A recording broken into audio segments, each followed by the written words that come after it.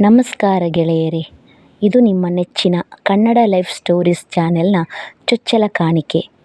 ನಂಬಿದವರೇ ನಮಗೆ ಮೋಸ ಮಾಡಿದಾಗ, ರಕ್ತ ಸಂಬಂಧಗಳೇ ಶತ್ರುಗಳಾದಾಗ ಒಬ್ಬ ಹೆಣ್ಣು ಮಗಳ ಸ್ಥಿತಿ ಏನಾಗಬಹುದು? ಅವಳ ಬದುಕಿನ ಆ ಕರಾಳ ರಾತ್ರಿ ಅವಳನ್ನು ಎಲ್ಲಿಗೆ ತಂದು ನಿಲ್ಲಿಸಿತು?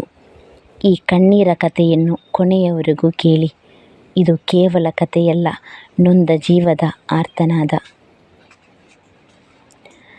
ಆ ಹಳೆಯ ಹೊಲಿಗೆ ಅಂಗಡಿಯ ಮೂಲೆ ಮನೆಯಲ್ಲಿ ಕುಳಿತು ಅನ್ವಿತಾ ಹಳೆಯ ಬಟ್ಟೆಗಳ ಮೇಲೆ ತನ್ನ ಬದುಕಿನ ನೋವನ್ನು ಹೊಳೆಯುತ್ತಿದ್ದಳು. ಹೊರಗೆ ಜೋರಾಗಿ ಮಳೆ ಸುರಿಯುತ್ತಿತ್ತು. ಆ ಮಳೆಯ ಸದ್ದಿನಲ್ಲಿ ಅನ್ವಿತಾಳ ಬಿಕ್ಕಳಿಕೆ ಯಾರಿಗೂ ಕೇಳಿಸುತ್ತಿರಲಿಲ್ಲ. ಅವಳ ಬದುಕು ಆ ಹೊಲಿಗೆ ಯಂತ್ರದ ಚಕ್ರದಂತೆ ಸುದೀರ್ಘವಾಗಿ ಸುತ್ತುತ್ತಲೇ ಇತ್ತು. ಆದರೆ ಸುಖದ ದಾರಿ ಮಾತ್ರ ಕಾಣುತ್ತಿರಲಿಲ್ಲ. ಅನ್ವಿತಾಳ ತಾಯಿ ಅವಳು ಚಿಕ್ಕವಳಿದ್ದಾಗಲೇ ಮಣ್ಣಾಗಿದ್ದರು. ತಂದೆ ಎರಡನೇ ಮದುವೆಯಾಗಿ ರುಕ್ಮಿಣಿಯನ್ನು ಮನೆಗೆ ಕರೆತಂದಾಗ ಅನ್ವಿತಾಳಿಗೆ ಒಬ್ಬಳು ಅಮ್ಮ ಸಿಕ್ಕಳು ಎಂಬ ಸಂಭ್ರಮವಿತ್ತು. ಆದರೆ ಆ ಸಂಭ್ರಮ ಹೆಚ್ಚು ದಿನ ಉಳಿಯಲಿಲ್ಲ. ತನಗೆ ರಕ್ಷಿತಾ ಎಂಬ ಮಗಳು ಹುಟ್ಟಿದ ಮೇಲೆ ರುಕ್ಮಿಣಿಯ ಅಸಲಿ ಬಣ್ಣ ಬಯಲಾಯಿತು. ಅನ್ವಿತಾ ಆ ಮನೆಯಲ್ಲಿ ಕೇವಲ ಒಬ್ಬ ಕೆಲಸದಾಕೆಯಾದಳು. ತಂದೆ ಪಾರ್ಶ್ವವಾಯುವಿನಿಂದ ಹಾಸಿಗೆ ಹಿಡಿದ ಮೇಲೆ ಮನೆಯ ಜವಾಬ್ದಾರಿ ಪೂರ್ತಿ ಅನ್ವಿತಾಳ ಮೇಲೆ ಬಿತ್ತು. ಹೊಲಿಗೆ ಕೆಲಸ ಮಾಡಿ ಅವಳು ಸಂಪಾದಿಸುವ ಒಂದೊಂದು ರೂಪಾಯಿಯೂ ರುಕ್ಮಿಣಿಯ ಐಷಾರಾಮಿಗೆ ಮತ್ತು ರಕ್ಷಿತಾಳ ಓದಿಗೆ ಬಳಕೆಯಾಗುತ್ತಿತ್ತು. ಅನ್ವಿತಾ ಮಾತ್ರ ಹಳೆಯ ಬಟ್ಟೆಗಳನ್ನೇ ಧರಿಸಿ ಕಣ್ಣೀರು ಹಾಕುತ್ತಿದ್ದಳು. ಅಂದು ಚಹಾ ಕೊಡುವಾಗ ಗಾಜಿನ ಲೋಟ ಕೈತಪ್ಪಿ ಬಿದ್ದಿದ್ದಕ್ಕೆ ರುಕ್ಮಿಣಿ ಅನ್ವಿತಾಳನ್ನು ಅಮಾನುಷವಾಗಿ ಹೊಡೆದಿದ್ದಳು. ಈ ಮನೆಯಲ್ಲಿ ತಿನ್ನೋದಕ್ಕೆ ಅನ್ನ ಬೇಕು, ಆದರೆ ಒಂದು ಕೆಲಸ ಮಾಡೋಕೆ ಸರಿಯಾಗಿ ಬರಲ್ಲ. ನೀನು ಹುಟ್ಟುವಾಗಲೇ ಸಾಯಬೇಕಿತ್ತು ಎಂದು ಶಪಿಸಿದಳು. ಈ ಮಾತುಗಳು ಅನ್ವಿತಾಳ ಎದೆಯನ್ನು ಸೀಳಿದವು. ಆದರೆ ಅನ್ವಿತಾಳ ಈ ಕಷ್ಟದ ಬದುಕಿನಲ್ಲಿ ಒಂದು ಮೌನವಾದ ಆಸರೆಯಿತ್ತು. ಅದು ಅಭಿಜಿತ್ ಊರಿನ ಬಸ್ ಸ್ಟ್ಯಾಂಡ್ ಪಕ್ಕದಲ್ಲಿ ಚಹಾ ಅಂಗಡಿಯ ಮುಂದೆ ನಿಲ್ಲುತ್ತಿದ್ದ. ಆ ಗತ್ತುಗಾರ ಹುಡುಗ ಅನ್ವಿತಾಳ ನೋವನ್ನು ದೂರದಿಂದಲೇ ಗಮನಿಸುತ್ತಿದ್ದ. ಶಾಲಾ ದಿನಗಳಲ್ಲಿ ಅನ್ವಿತಾಳನ್ನು ಪ್ರೀತಿಸಿದ ಅಭಿಜಿತ್ ಇಂದು ಅವಳು ಅನುಭವಿಸುತ್ತಿರುವ ನರಕವನ್ನು ಕಂಡು ಮರುಗುತ್ತಿದ್ದ. ಅವನು ಮಾತನಾಡುವುದಕ್ಕಿಂತ ಹೆಚ್ಚಾಗಿ ತನ್ನ ಕಣ್ಣುಗಳಿಂದಲೇ ಅವಳಿಗೆ ಧೈರ್ಯ ತುಂಬುತ್ತಿದ್ದ. ಒಂದು ಕರಾಳ ರಾತ್ರಿ ಅನ್ವಿತಾ ಜೀವನದಲ್ಲಿ ದೊಡ್ಡ ಚಂಡಮಾರುತವೇ ಎದ್ದಿತು.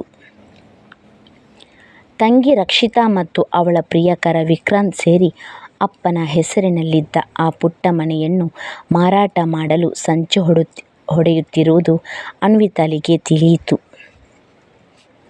ಇದನ್ನು ಅನ್ವಿತಾ ಪ್ರಶ್ನಿಸಿದಾಗ ರುಕ್ಮಿಣಿ ಮತ್ತು ರಕ್ಷಿತಾ ಸೇರಿ ಅವಳ ಮೇಲೆಯೇ ಕಳ್ಳತನದ ಆರೋಪ ಹೊರಿಸಿದರು. ಅಷ್ಟೇ ಅಲ್ಲದೆ ಅನ್ವಿತಾ ಯಾರ ಜೊತೆಯೂ ಸಂಬಂಧ ಇಟ್ಟುಕೊಂಡಿದ್ದಾಳೆ ಎಂಬ ಸುಳ್ಳನ್ನು ಹಾಸಿಗೆ ಹಿಡಿದಿದ್ದ ಅಪ್ಪನ ಮುಂದೆ ಹೇಳಿದರು. ಆ ಆಘಾತವನ್ನು ತಾಳಲಾರದೆ ಅಪ್ಪ ಅಂದೇ ರಾತ್ರಿ ಕೊನೆಯುಸಿರೆಳೆದರು. ಅಪ್ಪನ ಸಾವಿನ ನಂತರ ಅನ್ವಿತಾ ಸಂಪೂರ್ಣವಾಗಿ ಒಡೆದು ಹೋದಳು.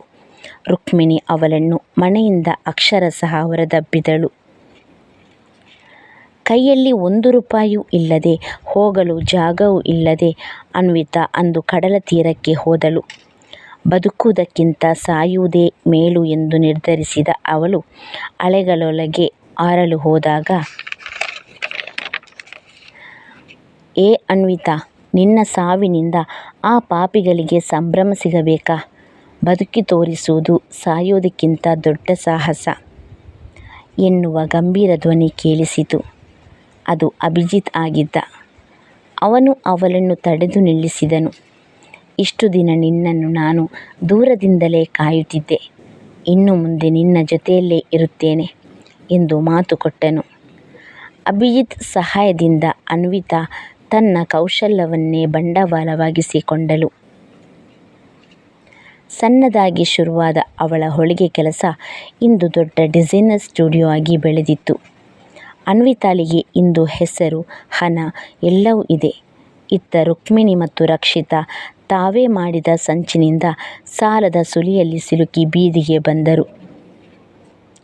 ಅನ್ವಿತಾ ಅವರನ್ನು ಕ್ಷಮಿಸಿದರೂ ಮತ್ತೆ ಆ ವಿಷಜಂತುಗಳನ್ನು ತನ್ನ ಬದುಕಿಗೆ ಸೇರಿಸಿಕೊಳ್ಳಲಿಲ್ಲ.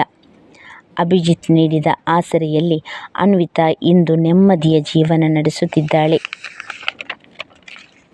ಗೆಳೆಯರೇ, ಇದು ಅನ್ವಿತಾಳ ಕಣ್ಣೀರಿನ ಕತೆ. ಬದುಕು ನಮ್ಮನ್ನು ಎಷ್ಟೇ ಕೆಳಕ್ಕೆ ತಳ್ಳಿದರೂ ಎದ್ದು ನಿಲ್ಲುವ ಛಲವಿದ್ದರೆ ಯಶಸ್ಸು ಖಂಡಿತ ನಮಗೆ ಸಿಗುತ್ತದೆ. ಕನ್ನಡ ಲೈಫ್ ಸ್ಟೋರೀಸ್ ಚಾನೆಲ್ನ ಈ ಮೊದಲ ಪ್ರಯತ್ನ ನಿಮ್ಮ ಹೃದಯಕ್ಕೆ ಮುಟ್ಟಿದೆ ಎಂದು ನಾನು ನಂಬುತ್ತೇನೆ. ನಿಮ್ಮ ಪ್ರೀತಿ ಮತ್ತು ಸಪೋರ್ಟ್ ನನಗೆ ಯಾವಾಗಲೂ ಬೇಕು. ನೀವು ನೀಡುವ ಒಂದೊಂದು ಲೈಕ್ ಮತ್ತು ಸಬ್ಸ್ಕ್ರೈಬ್ ನಮಗೆ ಇಂತಹ ನೂರಾರು ಜೀವನ ಕಥೆಗಳನ್ನು ನಿಮ್ಮ ಮುಂದೆ ತರಲು ಸ್ಫೂರ್ತಿ ನೀಡುತ್ತದೆ. ದಯವಿಟ್ಟು ಈ ವಿಡಿಯೋವನ್ನು ನಿಮ್ಮ ಸ್ನೇಹಿತರಿಗೆ ಶೇರ್ ಮಾಡಿ ಮತ್ತು ನಮ್ಮ ಚಾನಲನ್ನು ಸಬ್ಸ್ಕ್ರೈಬ್ ಮಾಡಲು ಮರೆಯಬೇಡಿ.